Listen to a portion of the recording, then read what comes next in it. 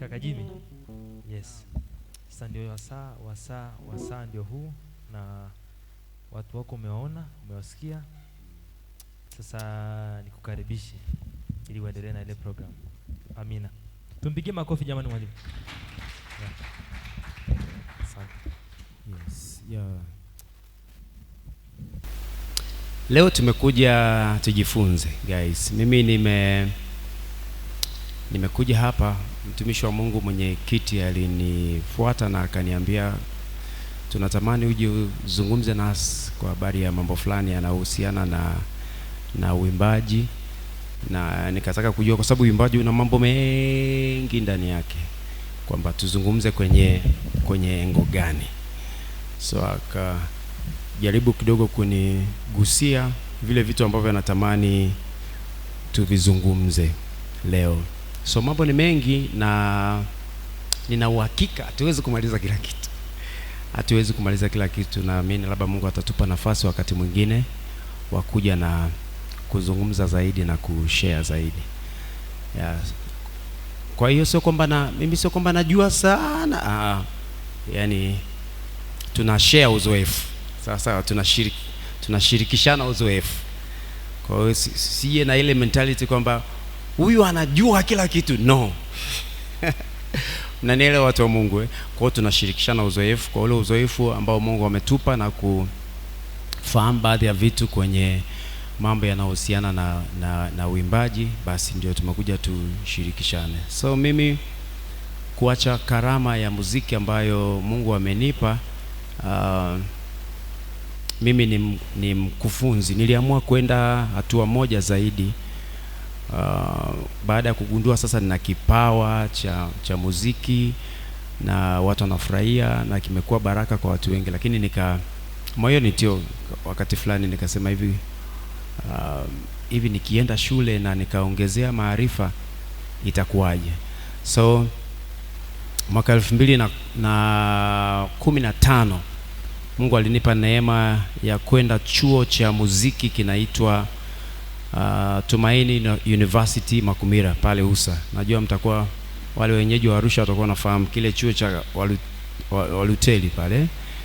So nikaenda kufanya bachelor ya muziki na nikasoma pale kwa miaka 3.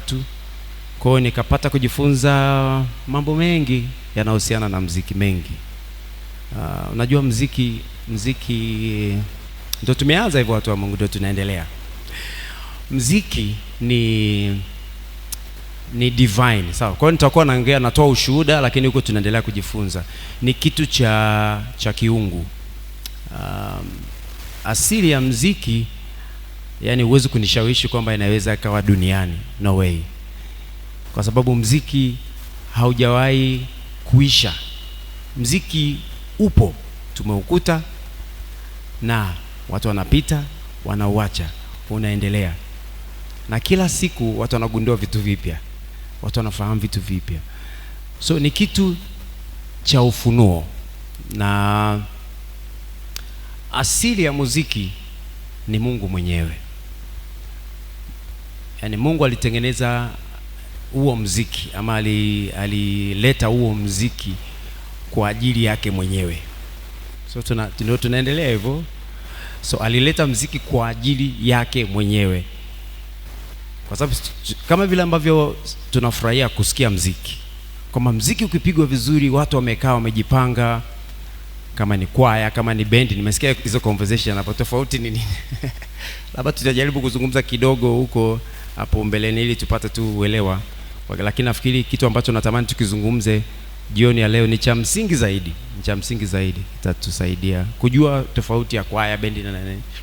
Hicho ni kitu cha muhimu kujua, lakini ni kitu kidogo hivi. Kuna vitu vya msingi zaidi ambavyo tunapaswa kuvifahamu kwenye safari yetu ya kujifunza. So asili ya muziki ni Mungu mwenyewe. Mungu ndio alitengeneza muziki kwa ajili yake mwenyewe, na ndio maana akamuumba huyo malaika ambaye tunamuita siku hizi tunamuita shetani, lakini zamani alikuwa malaika wa nuru. Alikuwa ndio mkuu wa department ya sifa na ibada kule mbinguni kabla ya kuasi.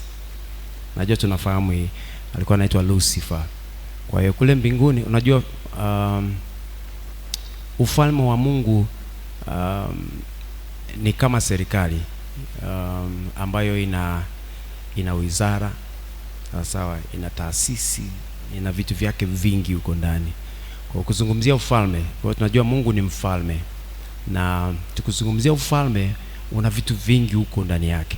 Kwa hiyo kule mbinguni kuna idara nyingi, na moja ya idara ni idara ya muziki ama idara ya sifa na ibada kule mbinguni. Yani unajua, so ufalme ni mfumo, sawa sawa. So kwenye mfumo kuna vitu vingi. So moja ya idara nyeti sana kule mbinguni ni idara ya sifa na ibada. Na sasa huyo ambaye siku hizi tunamuita Shetani, ambaye alikuwa anaitwa Lucifer, yeye ndio alikuwa anasimamia hiyo idara ya muziki. Na Mungu alikuwa amefanya makusudi kabisa kutengeneza huo muziki, hicho kitu kinachoitwa muziki, hicho ambacho tunakiita kwa ajili yake mwenyewe. Kwa akisikia vile wanavyomsifia, vile wanavyomwabudu, vile wanavyoanguka mbele zake, yani hiyo ndio furaha ya Mungu, hicho ndio chakula chake. Kata vitu ambavyo tunatakiwa tujue, Mungu anapenda sifa. Sawa, Mungu anapenda kusifiwa. Ama Mungu anapenda kuabudiwa. Sababu tutajifunza tofauti ya hayo. Lakini Mungu anapenda kusikia watu wanazungumza kwa habari yake. Ndio maana nasema Mungu ni Mungu mwenye wivu. Yani chochote kile kikichukua nafasi yake, badala ya yeye kikachukua na kitu kingine, Mungu huafurahi, kwa sababu Mungu anataka kuwa priority, anataka kuwa kipaumbele, yeye wa kusifiwa, yeye wa kuabudiwa. Kwa hiyo akatengeneza hicho kitu kinaitwa muziki kwa ajili yake mwenyewe, ili aabudiwe, ili asifiwe, ajisikie vizuri. Ndio maana watu tunasema kwamba tukimsifu Mungu kwa vile viwango anavyovitaka. Sawa? Sasa mambo ni mengi, lakini tutaenda kidogo kidogo. Roho Mtakatifu atatuongoza kwenye kujadili haya mambo, kuzungumza.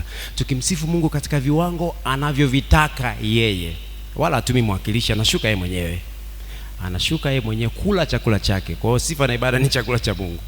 Kwa sababu Mungu anapenda kusifiwa. Hiyo ndio asili yake, ndio kitu chake kiko ndani. Kwa hiyo kimsifia au kimwabudu kwa vile viwango anavyovitaka yeye, anavyovipenda yeye, anashuka mwenyewe, wala hatumi malaika, anashuka mwenyewe. Kwa sababu ndio chakula chake. Kwa atashuka ale chakula chake, asikie mkimsifia, asikie mkimwabudu pale, anafurahi. Kwa hiyo asili ya muziki ni yeye mwenyewe, na alitengeneza muziki kwa ajili yake yeye mwenyewe. Sasa baadaye Lucifer tunafahamu kwamba alikuja akaasi, akakosea, akafikiri kwa sababu sasa zile sifa nyingi alizokuwa nazo. Unajua muziki ni kitu ambacho kinakupa jukwaa, platform. Nasema Kiingereza nasema platform, Kiswahili ni jukwaa. Ni kitu kinachokupa kuonekana hivyo. So ndio maana unakuta mara nyingi tukiwa tunasimama, tunahudumu, tunafanya kanisani ama popote pale, unakuta wewe unafahamika na watu wengi kuliko wewe unavyowafahamu watu. Sisi tunajua hiyo, watu wengi wanakufahamu kuliko wewe unavyowafahamu watu. Lakini kwa sababu ni kitu cha utukufu, yani ni kitu ambacho kinakupa kujulikana. So moja ya maana ya utukufu ni kujulikana. Sawa sawa, ni kitu kinachokupa kujulikana. Kwa ukisimama mbele za watu, ukahudumu, ukafanya ni kwa unakuta watu wengi wanakutazama, watu wengi wanakupigia makofi, wanafurahia, wanakusifia na nini. Sasa usipokuwa makini, kama vile ambavyo Lucifer alikosea, unaweza ukajikuta unakosea. Unaingia kiburi, ukafikiri kwamba ni kwa sababu ya hicho kipawa ulicho nacho ndio maana watu wanakusifia, bila kujua ya kwamba Mungu amekupa hicho kitu kwa ajili, sio ya kwako wewe. Ndio of course inaweza kukusaidia, kwa sababu ukiwa na muziki watu watakusifia, ndio utafanya vitu vingi ambavyo wewe binafsi vitakusaidia, lakini primarily, sawa, kitu cha msingi ni wewe kufanya kwa ajili ya Bwana.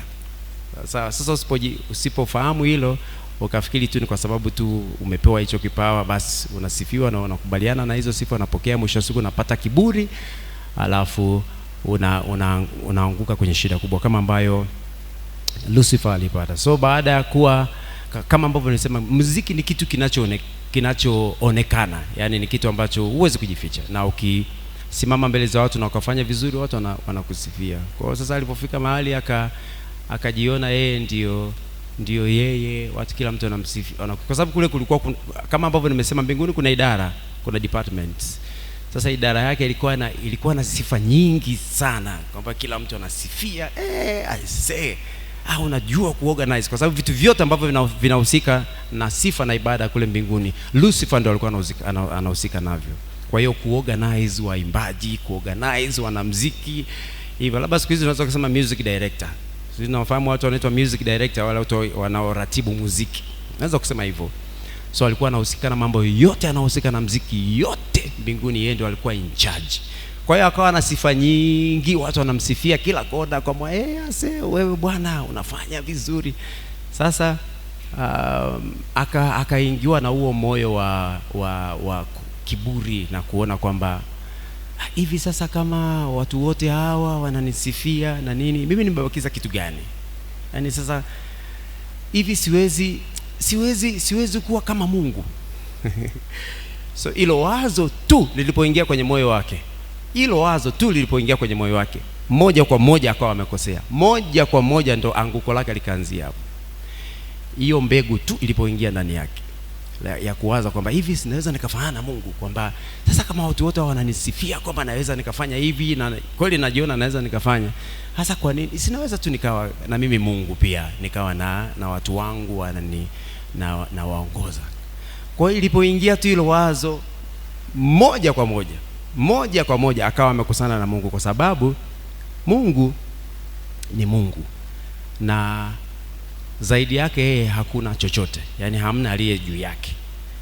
Kwa hiyo chochote kile ambacho kinataka kujilinganisha na yeye, tayari unaingia kwenye conflict na, yani ukitaka kuingia tu kwenye shida na Mungu, nataka kujilinganisha na Mungu, basi yani huo ndio ugomvi wa mwanadamu na Mungu, ama kitu chochote kile na Mungu, chochote kile. Ndio maana tunasema, tunaimba siku zote kwamba Mungu ulinganishwi, Mungu haufananishwi. Hatuimbi tu kwa sababu tunaimba, ndivyo ilivyo.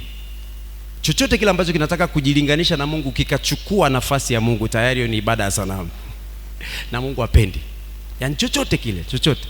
So alipofika hiyo na hiyo hali ya kutaka kujifananisha na Mungu na nini, Mungu akasema sasa huyu kabla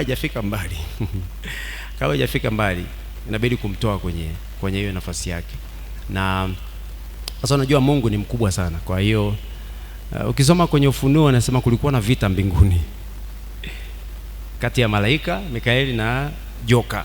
Sasa ndio hiyo kipindi hicho litokea, kwamba sasa Mungu baada ya kuona huyu jamaa anataka kujilinganisha na mimi, kitu ambacho hakiwezekani.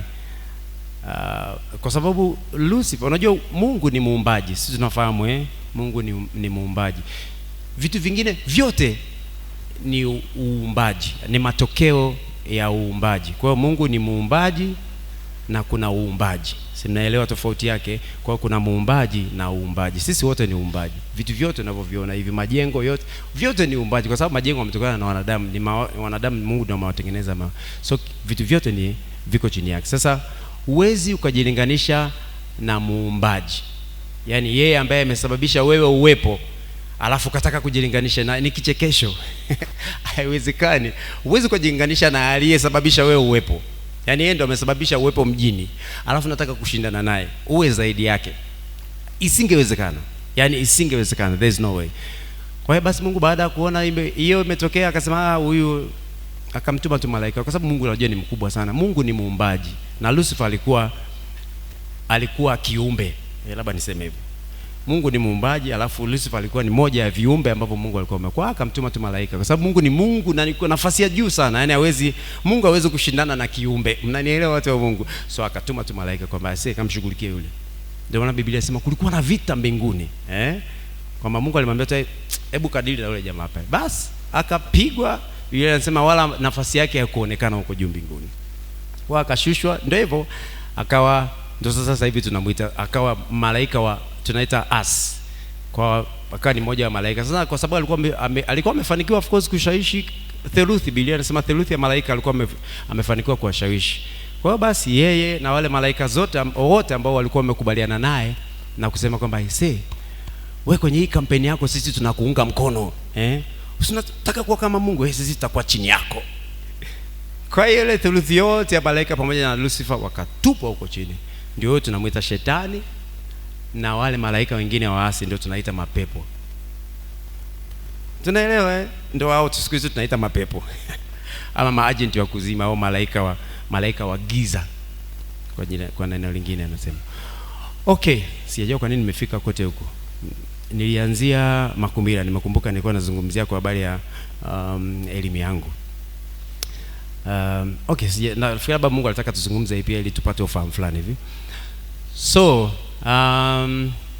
niliamua kwenda shule. Narudi sasa kwa upande wangu. Niliamua kwenda shule kwa sababu niligundua tu kwamba kuwa na kipawa ni kitu kimoja. Kuwa na kipawa ni kitu kimoja. Lakini kuwa na kipawa peke yake tu haitoshi. Sawa sawa eh? Kuwa na kipawa peke yake tu haitoshi. Kipawa kinatakiwa kipaliliwe. Sawa eh? Kipawa kinatakiwa kitengenezwe. Kipawa kinatakiwa kisimamiwe ili kifanye vizuri. Na sasa moja ya platform ambayo inaweza ikakusaidia, of course ukipata nafasi ya kwenda shule, nenda shule. Mimi wanasema nenda shule. Sio lazima. Mimi sijaja hapa kuwashawishi kwamba jamani nenda shule, nenda kila mtu aende. Sijaja kusema hivyo, ila ukipata neema ya kwenda shuleni, nenda. Utajifunza mambo mengi na itakuweka kwenye nafasi nzuri sana ya kufanya vizuri zaidi. Kwa sababu gani naongea yote hayo? Ninaiona tofauti ya mimi kabla ya kwenda kusoma na tofauti ya mimi baada ya kwenda kusoma. Ndio maana nazungumza yote kwamba kuna tofauti kubwa kati ya hao watu wawili. Yule Jimmy ambaye hajaenda shule na huyu Jimmy ambaye baadaye alikuja kwenda shule. So sisemi hivi kwamba na dharau watu ambao hawajaenda shule. No. Simaanishi hivyo. Na wala sisemi kwamba namna kufanikiwa peke yake ni kwa kwenda shule. Ila ukienda shuleni inakusaidia kufanya vizuri zaidi kwenye vipawa vyako. Utagundua vitu vingi sana ambavyo ulikuwa uvijui. Lakini kwenda shuleni ni kama wanakufungua macho na kuona na kujifunza mambo mengi. Kwa kumbe ni hivi. Ni kama unapewa kanuni za kufanya vizuri ama za kutumia hicho kipawa chako kwa ubora zaidi ama kwa faida zaidi. Hiyo ndio faida ya kwenda shule. So mimi namshukuru Mungu kwa neema yake nilipata hiyo nafasi ya kwenda hapo Makumira mwaka 2015. Nikafanya miaka 3 pale bachelor. Na namshukuru Mungu alinisaidia kwa kweli, nilifanya vizuri sana. Siku hapa kujisifu, lakini mimi nilikuwa mwanafunzi bora kwenye ile idadi ya wanafunzi ziliokuwa nao. Namshukuru Mungu kwa kweli kwa sababu niliamua kwamba nataka kusoma. Kwa hiyo nikaweka juhudi, nikaweka kila kitu kuhakikisha kwamba nafanya vizuri shule. Na namshukuru Mungu alinisaidia. Nilikutana na watu ambao walikuwa na uzoefu tayari, wanajua kusoma muziki. Unajua muziki unaweza kusoma, yani mtu mwingine anaweza kaandika. Kuna aina mbili. Tunaendelea kujifunza. Kuna aina mbili. Kuna kupiga muziki ama kuimba kwa kusikia. Sasa tunasema by ear, kwamba ndio ile namna ambayo tunajifunza. Hata mimi nilianza hivyo kwamba unakutana na mtu anajua kinanda naye alishafundishwa na mtu mwingine, tunaita kujifunza kwa kusikia. Kwa hiyo naye atakufundisha kwamba sasa ukitaka kushika hii hapa inaitwa kinanda chako kimezima. Hii inaitwa C. Hii inaitwa G. Hii inaitwa A major. Hii inaitwa D minor. Unaweza kukutana na mtu akakusaidia kwa namna hiyo. Sasa hii tunaita kujifunza kwa kusikia. Sasa kwa hiyo unasikia, okay, kumbe ni hivi na hivi. Inajenga imani fulani. Warumi 10:17 nasema imani chanzo chake ni kusikia. Kwa hiyo ukisikia na wewe mwisho wa siku kwa kikiingia kule ndani na unajikuta sasa unaweza kufanya. Na maisha yakaendelea kwa staili hiyo. Lakini kuna aina nyingine ya kujifunza ama kupiga tunaita by sight. Kwa hiyo ya kwanza ni ya kusikia, lakini ya pili tunasema by sight reading ama kwa kusoma. Sawa, hiyo ni aina ya pili. Sasa hiyo ni kwamba kuna mtu tayari anakuwa amewaza, alafu akaandika yale mawazo yake kwenye mfumo fulani ama kwenye maandishi, kwenye lugha fulani ya kimuziki. Sawa sawa, unafahamu vile virungu vile, mshakonaga hivyo vitu kwa anakuwa ameweka yale mawazo yake kwenye huo mfumo pale. Kwa hiyo maana yake mtu mwingine anaweza akasoma. Kwa hiyo maana yake utapiga ama utaimba yale mawazo yake. Sawa sawa. Kwa hiyo ni vitu viwili tofauti. Kwa hiyo unaweza kupiga kwa kusikia ama kujifunza kwa kusikia ama kujifunza kwa hiyo sight reading kwa kusoma ama kupiga kwa kusoma. Sasa hiyo kupiga kwa kusoma uweze kufanya mpaka ufunzwe, mpaka uende shuleni. Kwa sasa moja ya faida ya kwenda shuleni ni hiyo, kwamba unaweza ukajifunza sasa kusoma muziki na vitu kama hivyo. Kwa hiyo tofauti naiona ni kubwa kati ya yule Jimmy ambaye alikuwa hajaenda shuleni na yule Jimmy ambaye alikuwa ameenda shule. Kwa hiyo shule imenipa exposure. Sasa sijui exposure ni nini kwa Kiswahili, lakini sijui ni nini, kwa labda mtanisaidia mnaofahamu, lakini shule ilinipa exposure. Sasa kwamba ninaweza kufanya vitu vingi, ninaweza kwenda mahali pengi, naweza kukubalika mahali pengi zaidi. Unajua kuna mahali tu huwezi kwenda mpaka uko na hali fulani ya kimuziki. Mfano labda kuna mahali mmeitwa kuimba ama kupiga, alafu mnaletiwa zile music scores, mnaelewa ile maandishi haya ambayo nimesema ya kimuziki. Sasa kama hujaenda shule hauwezi kwenda kwenye maeneo kama haya. Na nielewa watu wa Mungu, huwezi kwenda kwa sababu sasa hauwezi kusoma muziki. Muziki ni lugha na inaandikwa pale. Kwa hiyo ni kama vile ambavyo unaweza kusoma Kiswahili, unaweza kusoma Kiingereza. Kwa hiyo maana yake kama haujafunzwa hauwezi kwenda kwenye maeneo kama. Kwa hiyo muziki ulinipa platform ama jukwaa ama exposure ya kwenda mahali pengine ambapo kabla ya kwenda shuleni nisingeweza kwenda. Kwa hiyo ni moja ya faida ya kwenda shule. Kwa ndio maana nawatia moyo kwamba kama Mungu atakupa neema, come to school. Sawa sawa, Kama Mungu atakupa neema na mazingira na kuruhusu, njoo shuleni. Utajifunza mambo mengi sana, na utanufaika zaidi kwa kipawa ambacho Mungu amekupa cha uimbaji ama cha upigaji ama cha muziki, tuseme kwa jumla. Okay. Sawa. So nafikiri baada ya kusema muktasari huo, sawa, si ni muktasari ama ndo tushaanza hivyo tunaendelea. Mwenyekiti aliniambia anatamani tujifunze mambo yako mengi, watu wa Mungu. Mambo yako mengi. Lakini leo natamani tujifunze kitu kimoja hivi ambacho kitatusaidia. Kwanza niwapongeze kwa kuweza kufika hapa leo, kwa sababu platforms kama hizi sio nyingi sana kwetu huku sisi. Sasa tunazungumzie sisi wa Tanzania hivyo, vitu kama hivyo. Na pia wa Tanzania tuna tendency moja hivi ya yani ukiitiwa kitu alafu ukaambiwa sijui mpaka mtu utoe hela ndio unaweza kuona hichi kitu ni cha maana. Sijui kuna namna fulani hivi ukiambiwa bwana njoo tujifunze, kuna mwalimu anakuja na utoe hata 100. Kuna namna hivi mtu anachukulia poa.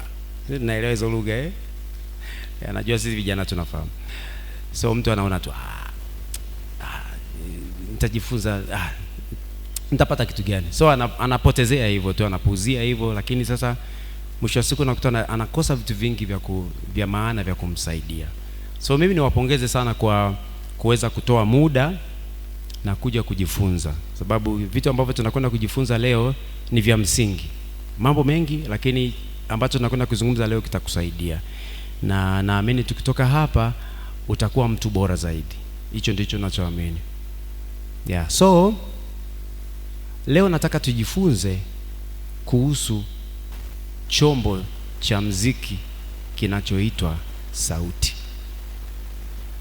Sawa sawa, Kwa leo tunajifunza kuhusu chombo cha muhimu sana ama cha msingi sana cha muziki kinachoitwa sauti.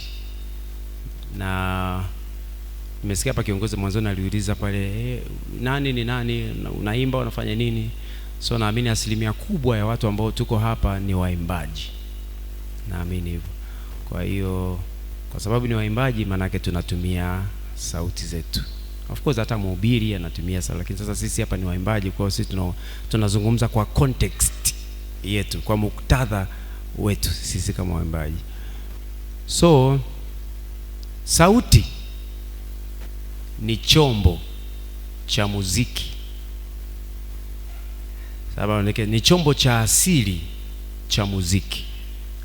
Sawa, ni chombo cha asili cha muziki ambacho mtu anapewa. Vingine vyote viko nje. Mfano kama this kinanda kiko nje, si ndio? Lakini sauti iko ndani. Sasa kwa ni chombo cha asili, ndio maana nasema chombo cha asili kiko huku ndani. Kiko huku ndani. So unazaliwa nacho. Si ndio? Unazaliwa nacho. Hivi tunanunua, vinanda tunanunua, vitu vingine, gitaa na nini. Lakini sauti chombo cha asili unazaliwa nacho. Na sauti ni chombo cha zamani zaidi kuliko vyombo vingine vyote. Andika hizo. Sauti ni chombo cha zamani zaidi. It's the most ancient music instrument. Yani kabla vijaja vingine tunavyoviona. Of course kati ya vyombo vya mwanzoni kabisa vya muziki ambavyo vilikuja ni kuna chombo kinaitwa flute. Ni kati ya vyombo vya kwanza, lakini hivyo ni vyombo vya nje. Lakini chombo cha kwanza kabisa, the first musical instrument duniani, sasa ama katika uumbaji toka dunia imekuwepo, ni sauti. So sauti ni chombo cha kwanza kabisa kutokea. Na kila mtu ana sauti. Na sasa sauti kama ambavyo nilisema ni chombo. Sauti ina kanuni zake, sauti ina utaratibu wake, ina namna yake ya kuifanyisha ili idumu ama uweze kuitumia kwa muda mrefu. Muhimu sana hiyo, kwamba sauti kama chombo ina utaratibu wake, ina kanuni zake, sawa, ina namna yake ya kuweza kuifanya ili uweze kudumu kwa muda mrefu, ili sasa uweze kunufaika na hiyo sauti yako kwa muda mrefu. Ziko kanuni, uko utaratibu, sawa, ziko. So leo tutajifunza, hata kama zote, lakini naamini hata kama sio zote, lakini naamini tutajifunza mambo mengi, ama mambo ya kanuni nyingi ambazo zinaweza kukusaidia uweze sauti yako kudumu kwa muda mrefu. Kwa sababu kuna mambo ambayo tunayafanya kila siku kwenye maisha, kila siku. Kwa sababu sauti tunaitumia kila siku. Tunaitumia kuimba, tunaitumia kuongea, tunaitumia kuhubiri, tunaitumia kufundisha kama mimi ambavyo nipo naongea hapa. So kuna mara nyingi huwa tunaharibu sauti zetu kwa kutokujua utaratibu ama kwa kutokujua sheria. Labda tunaweza kusema sheria ya sauti. Labda tunaweza kusema hivyo. Unaweza pia ukiweka hivyo pia ni sawa. Kwa hiyo mara nyingi huwa tunaharibu sauti zetu, ama sauti zetu hazidumu kwa muda mrefu, ama hichi chombo kinachoitwa sauti hatuwezi kukitumia kwa miaka mingi ama kwa muda mrefu tukiwa hapa chini ya jua, kwa sababu ya kutokuzingatia sheria, ya kutokuzingatia kanuni, ya kutokuzingatia utaratibu sawa wa kutunza sauti yako, ili sasa sauti yako iweze kulast ama iweze kukaa kwa muda mrefu. So hicho ni cha muhimu sana kujua kwamba sauti ni chombo na ina kanuni na sheria na utaratibu wake wa namna ya kufanya ili ikae kwa muda mrefu. So kama ambavyo nimesema hapa, kuna notes zangu nilikuwa naangalia, jaribu kupitia hapo kwamba sauti ni chombo ambacho tumepewa cha asili na Mungu. Hicho nafikiri nimeshazungumza. Okay. Namna ambavyo sauti inafanya kazi. Sawa, namna ambavyo sauti inafanya kazi. Okay. Namna ambavyo sauti, how the voice works. Kwa wale ambao wanapenda kuandika Kiingereza, how the voice works. So write that. So namna ambavyo sauti inafanya kazi. Ili sauti iwe sauti. Nini vinavyosababisha sauti iwe sauti? Okay. So ya kwanza tunasema ni breathing system, ama na ule mfumo wa upumuaji. Ama labda andika tu hivyo. Mfumo wa upumuaji.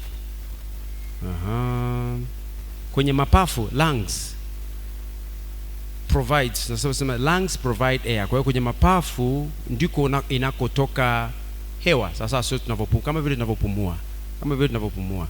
So hapa nazungumzia mfumo wa upumuaji, so breathing system, mfumo wa upumuaji. Kwa hiyo kwenye mapafu yanatoa hewa, alafu kuna kitu kinaitwa diaphragm.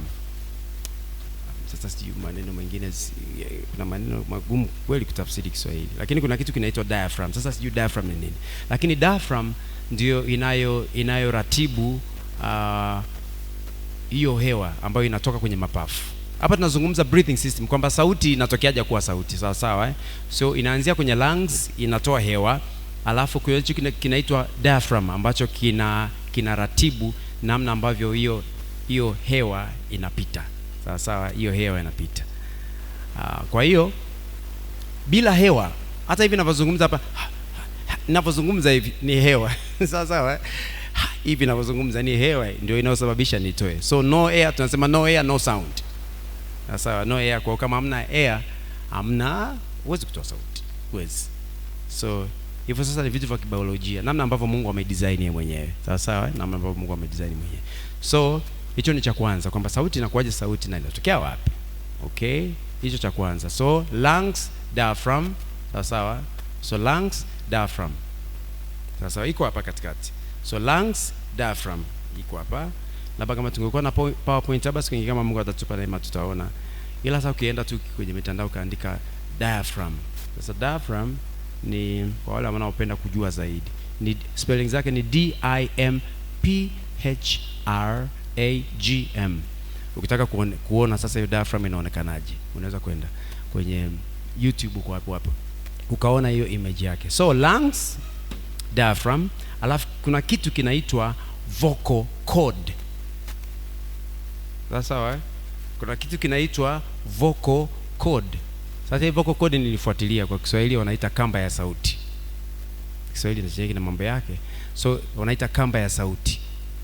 Kwa kumbe sauti ina kamba. Kwa kamba ya sauti. So vocal cord.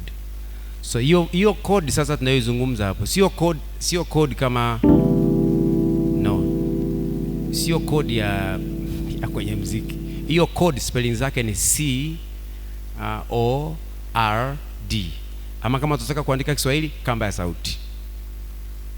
Kama uzi. Yeah, so CORD. So tumesema lungs, diaphragm, alafu na kitu kinaitwa vocal cord ama sound production. Ndio eneo ambalo sasa sauti inazalishwa kama sauti. Kwa hiyo tumesema inaanzia kwenye hewa, sina sawa sawa. Mapafu yanatoa hewa, diaphragm inaratibu namna hiyo hewa inavyoenda, alafu inafika kwenye hicho kitu kinaitwa kamba ya sauti. Kiko hapa ndani. Kiko hapa ndani hapa kwenye eneo la shingo kushuka hapa chini. Yeah. So labda siku kama unaweza kufanya experiment, mtu akakupanua mdomo alafu akamulika hapo, unaweza kuona kuna shimo fulani hivi hapa, lakini sasa huwezi kuona labda uingize zile kamera ambazo zinaweza zika zoom na kuona, lakini iko hapa. Sawa sawa.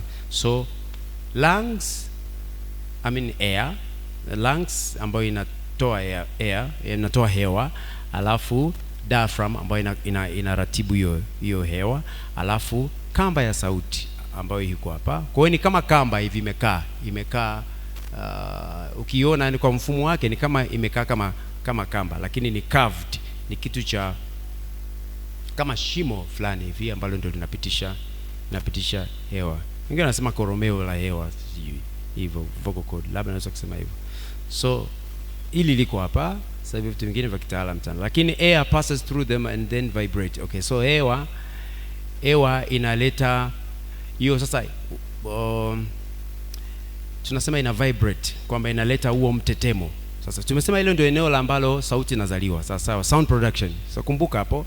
So kamba ya sauti, hapa ndipo sauti inapozalisha. So huku ni hewa, mapafu, hewa, alafu inapopitisha hapa ndipo ambapo sasa sauti kama sauti inatoka. So hiyo hewa inasababisha mtetemo, vibration.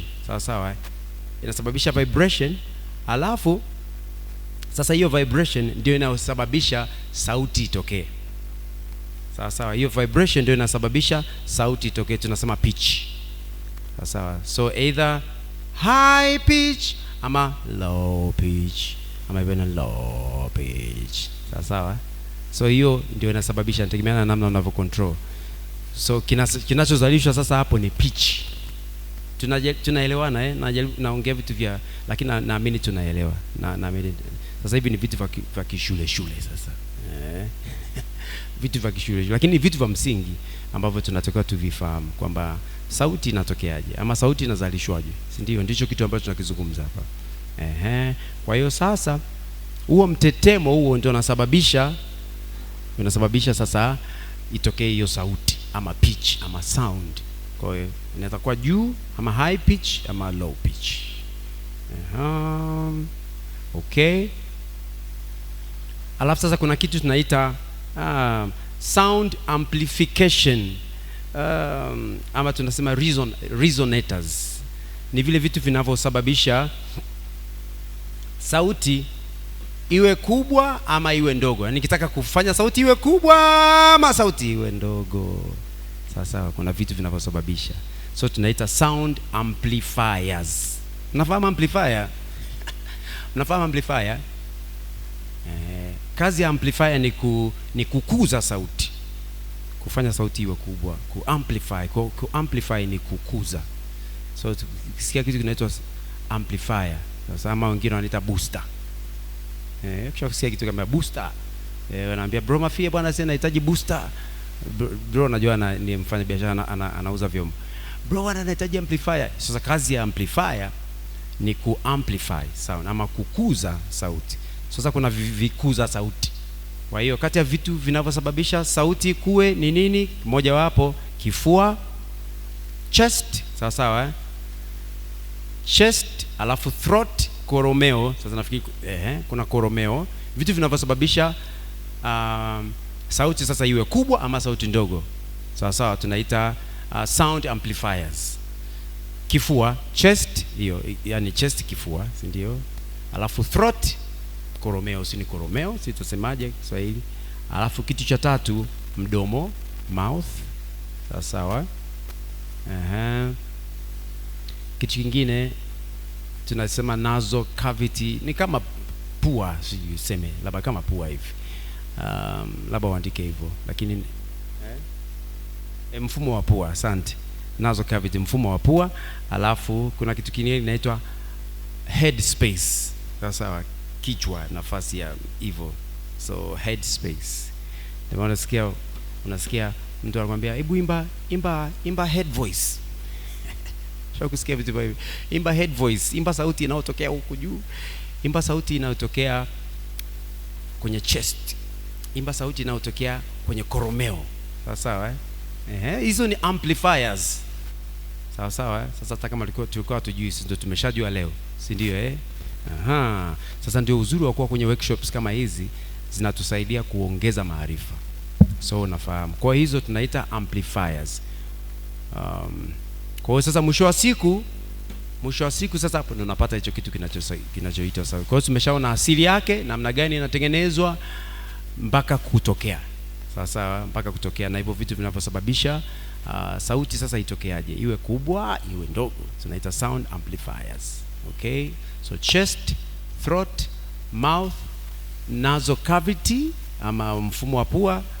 Mtumishi ametusaidia na hiyo head space. Sawa. Okay. So hivyo ndivyo ambavyo sauti inazalishwa. Kwa sababu sasa sisi sauti tunaitumia kila siku, ni vizuri kufahamu hivi vitu, ni vizuri, ni lazima kujua. Okay. Aina ya sauti tunasema voice types. Sawa. Aina ya sauti. Sijajua kama ni moja ya maswali ambayo yaliulizwa pale mwanzo, lakini kuna aina ya sauti.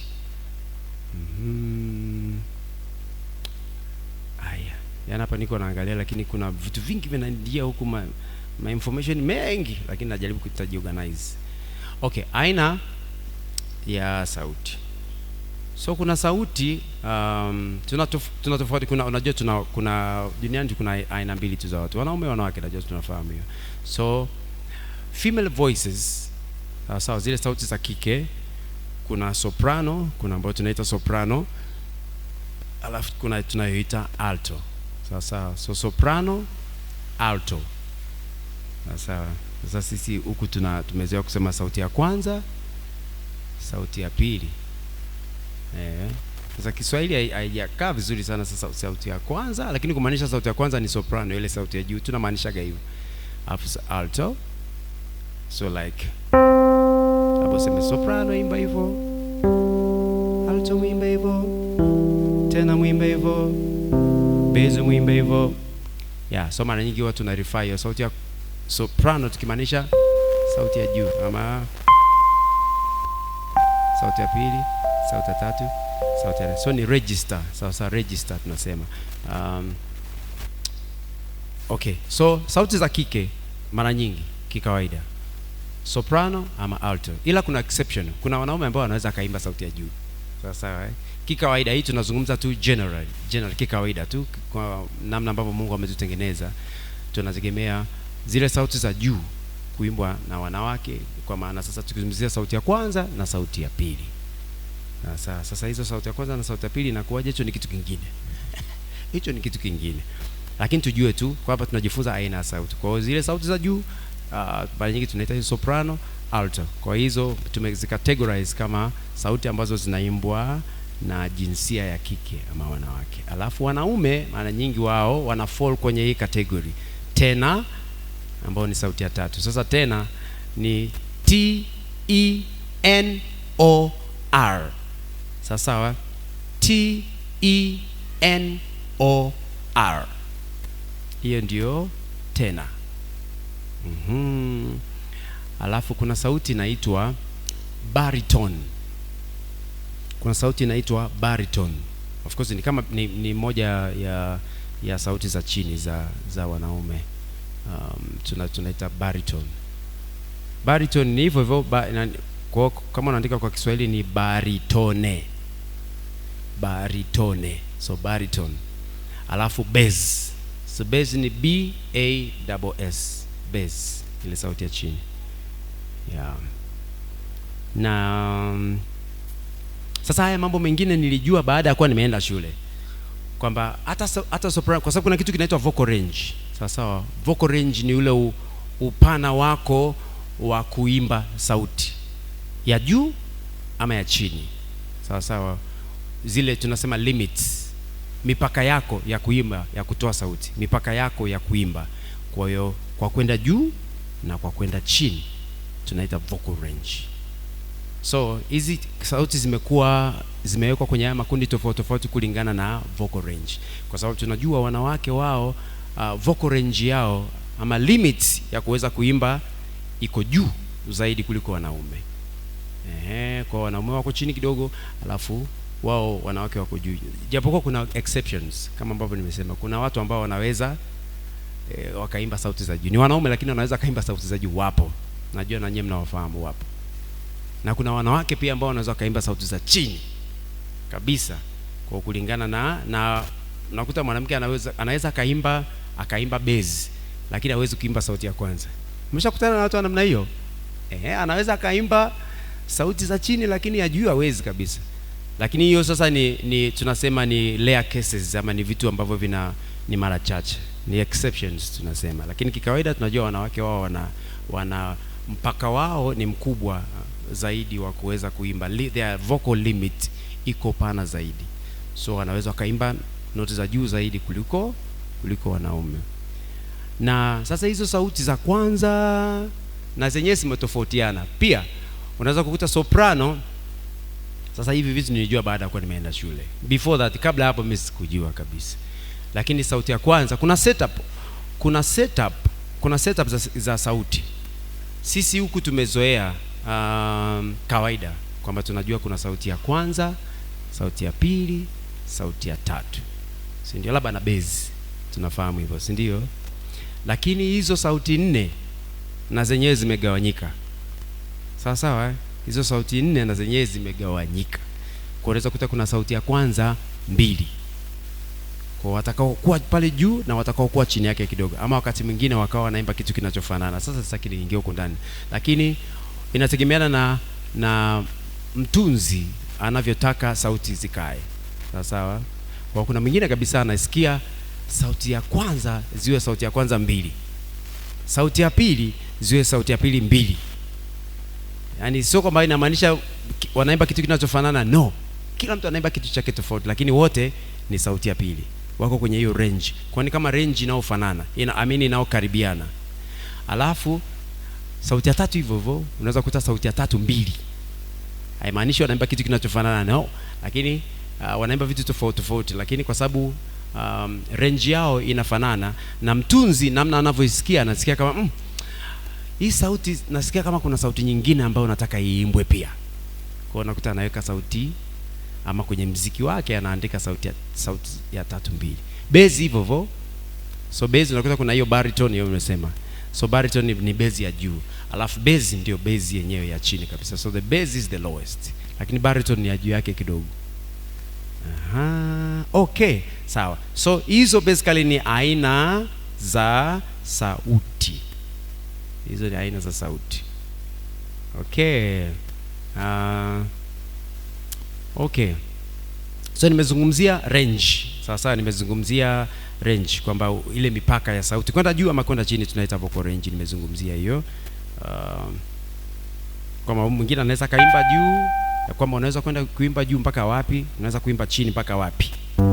Sasa kuna mwingine anaweza kaimba kuanzia hapa mpaka hapa.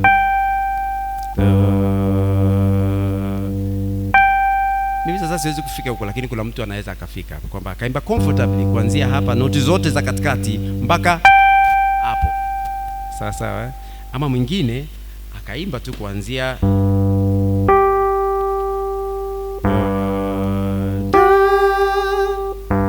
ama mwingine akaishia tu hapa. Zaidi hapo hawezi. Mnanielewa si ndio? Kwa hiyo ule upana wako wa kuweza kuimba juu ama chini unatofautiana kati ya mtu mmoja na mwingine. Okay, nimezungumzia hiyo vocal range. Alafu kuna kitu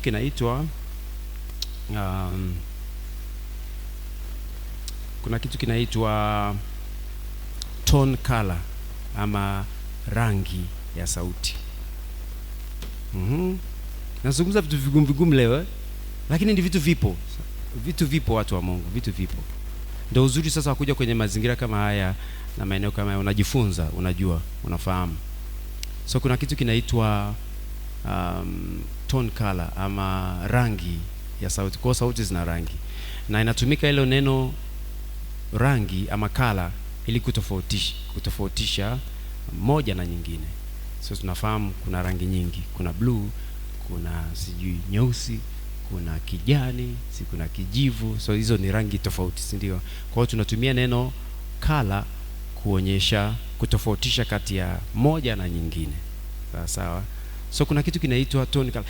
Vitu ni vingi. Sasa sidhani kama tutaweza kuzungumza vyote, lakini kuna namna ambavyo sauti inasikika inaweza kawa tofauti. Mfano, you may decide, ama unaweza kuamua kuimba mfano chukua wimbo gani?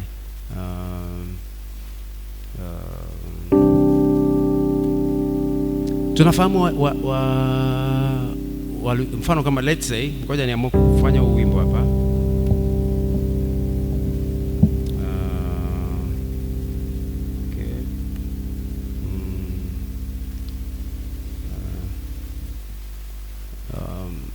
Okay. Alipo Bwana yote yanawezekana. Alipo Bwana yanawezekana. Alafu mfano nyingine sasa.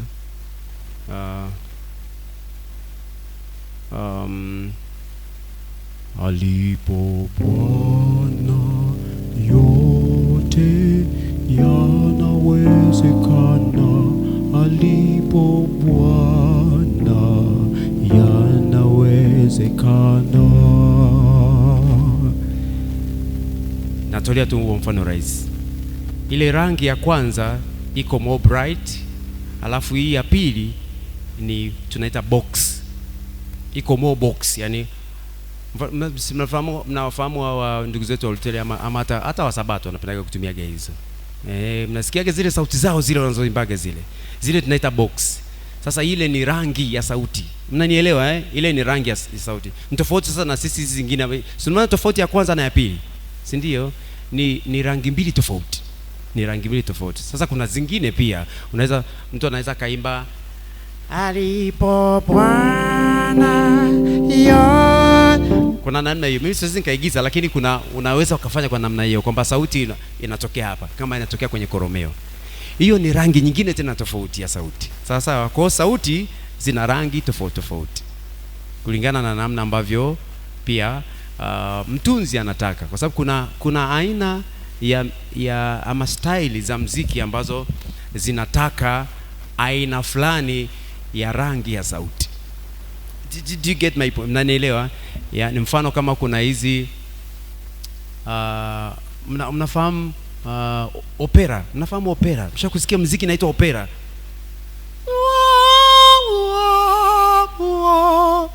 Hao wanaoimba hizo sauti. So inakuwa kama kind of box. So tunaita opera.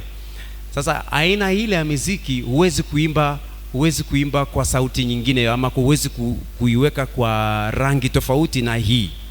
Sawa. Inataka sauti ambayo inakuwa kama box hivi, kama box ambayo inakuwa ina range ya juu hivyo. So kila sauti kila rangi ya sauti inategemeana na aina ama style ya muziki husika. Sawa. Kwa hiyo inatofautiana. So siseme kwamba aina fulani ya sauti ama aina fulani ya rangi ya sauti ni bora kuliko nyingine. Inategemeana na style. Unanielewa? Inategemeana na aina ya muziki ama aina ya huo wimbo ambao unataka kufanya, kwamba ni wimbo wa namna gani. So okay, so hapa tulikuwa tunazungumzia aina za sauti. Tuzungumzie kitu cha muhimu kinaitwa sasa hapa Kiingereza nimeandika elements of good vocal technique, vipengele vya muhimu vya vocal technique. Nasemaje jamani? Mbinu za kisauti. Kwa vipengele vya muhimu vya mbinu za kisauti. Kiswahili jamani. So elements of good vocal technique. Notes zangu nimeziandaa Kiingereza, kwa hiyo najaribu kutafsiri. Okay. Kuna muscles, sawa. Kuna misuli. Kuna vitu vingi tunakumbuka, tumezungumza mambo ya sound amplifier. Sawa, vitu vinavyokuza sauti yako. So kuna vitu vingi. Moja wapo ambao inasababisha sauti yako itokee. Tunaita muscles. Sawa. So nikikaa hivi, maana yake ninazi strain hizi muscles hapa, zinakuwa haziko relax, kwa sababu vitu vingi vinategemeana. Labda tutajifunza leo, kama tutapata nafasi tutajifunza namna ya kufanya vocal warm up. Natamani sana tufanye hiyo vocal warm up. Mtumishi aliniambia mpaka saa 12, lakini naona kama saa 12 haitatosha. Watu wa Mungu, mambo ni mengi, nikiangalia vitu ambavyo nataka nizungumze na muda nataka kuzungumza mambo mengi, lakini naona nitabanwa vina muda. Lakini naamini hata kama tutaweza kumaliza kila kitu leo, Mungu atatupa neema wakati mwingine, si ndio? So leo tutazungumza vile namna ambavyo Mungu atatuwezesha kuzungumza. Kwa hiyo kuna kitu kinaitwa misuli, sawa, kwenye mashavu, kwenye shingo, ambavyo vyote lazima uviandae kabla ya kuimba. Very important. Muhimu kweli. Ndio maana kuna kitu kinaitwa vocal warm up. Tutaingia hapo, bado sijafika kwenye vocal. Kumbuka nazungumzia posture. Umesema nini mtumishi wa Mungu? Posture, mkao. Kwa kumbuka tunazungumzia mkao. Sawa, namna gani ukae. So tumesema wakati unaimba relax, sawa, na so stand upright. Siji niseme stand upright. Sawa. Kwa usiname wala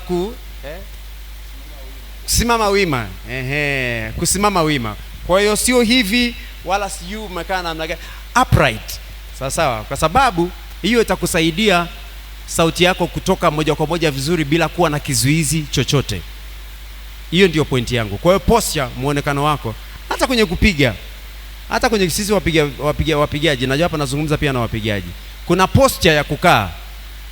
Kuna posture ya kukaa wakati unakaa kwenye kinanda ama chombo chako gitaa. Kuna posture. Sawa. Kuna mkao wa kukaa. Sawa. So the same kwamba you should relax. Sawa. So una relax hivyo. Yaani hutakiwi sijui mgongo umefanyaje hivi. Mwisho wa siku utajisikia maumivu ya mgongo kwanza. I'm telling you. Mimi naongea kitu kwa uzoefu. Kwa hiyo kuna posture ya kukaa hata kwenye kinanda. Mnanielewa watu wa Mungu Ipo. So mkao ni kitu cha msingi sana. Sasa hapa tunazungumzia voice. So posture wakati unaimba kitu cha msingi sana. Nafikiri inatosha kwa hapo. So tumesema stand straight. Relax your shoulders. Sawa. So mabega yako yame relax kabisa. Yaani usikakamae. Sawa. So relax your shoulders, stand upright, avoid tension. Sio tumezungumza Najua mnaelewa hata nikizungumza Kiingereza. So avoid tension. Sawa, ile namna ya tension ni nini? Haya. Kitu kingine, breath control. Sawa. Hapa kumbuka tunazungumzia mambo gani watu wa Mungu? Tuko darasani tunazungumzia mbinu za sauti. Sawa, ama mbinu za kuimba. Sawa. Kuna kitu kinaitwa breath control. Sawa. Namna unavyodhibiti sauti yako namna na kulingana na mfumo wako wa upumuaji. Sawa. So breath control. So tukumbuke tulisema, unakumbuka kuna sentence nilisema pale mwanzoni, no air no sound. Nakumbuka hiyo sentence nilisema kwamba hakuna hewa, hakuna sauti. Kwamba hata hivi ninavyozungumza hapa ni hewa ndio inanisupport kuweza kufanya hichi ninachokifanya hapa. Whether unaongea kama ninavyoongea ama naimba, I must support it with air. Muhimu kweli. Kwa hiyo no air no sound. So namna gani unatawala ama unamiliki sasa, una control your breathing, very very important. Muhimu kweli. Sasa tutaingia hapa ni kama ninatoa highlights. Sawa. So naamini tutapata muda baadaye wa kuona practically how we do breath control. Sawa. How we do breath control. So naamini tutapata muda hata kama sio leo, wakati mwingine, kwa sababu ni vitu vya msingi ambavyo tunatakiwa tuvifahamu, vya msingi sana, ili sasa pia tuweze kuwasaidia wengine ambao hata hawajaweza kufika mahali hapa leo, ama tukienda kwenye maeneo yetu huko ya uimbaji wapi, makanisani wapi, tukarudi tutawasaidia wengine. Ndio uzuri wa hili darasa. So tunajifunza tukawafundishe wengine. Kitu cha tatu, pitch accuracy. Sawa. Pitch accuracy, usahihi wa sauti. Nafikiri kwa Kiswahili tuseme hivyo. Accuracy ni usahihi wa sauti. Pitch accuracy ama sound accuracy. Sasa kati ya vitu ambavyo mimi huwa navifundishaga sana, yani sana kwenye masomo haya ya sauti ni pitch accuracy. Very very very important. Sasa kuna vitu vingi sana ambavyo unaweza kuvifanya. Kuna techniques, kuna mbinu nyingi sana za kukusaidia kuwa na hiyo tunaita usahihi wa sauti. Mfano hii noti. This is. Sasa unaweza ukaimba. Mnanisikia?